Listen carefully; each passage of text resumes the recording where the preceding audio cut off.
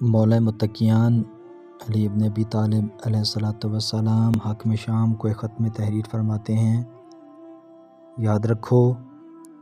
سرکشی اور دروغگوئی انسان کو دین و دنیا میں رسوا کر دیتی ہے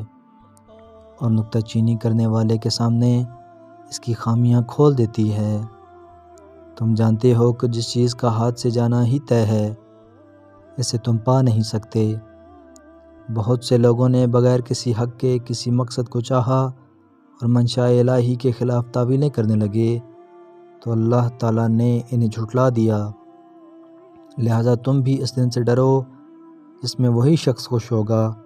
جس نے اپنے اعمال کے نتیجے کو بہتر بنا لیا ہو، اور وہ شخص نادم و شرمسار ہوگا جس نے اپنی باغ ڈور شیطان کو تھما دی اور اس کے ہاتھ سے اسے نہ چھیننا چاہا۔ اور تم نے ہمیں قرآن کے فیصلے کی طرف دعوت دی،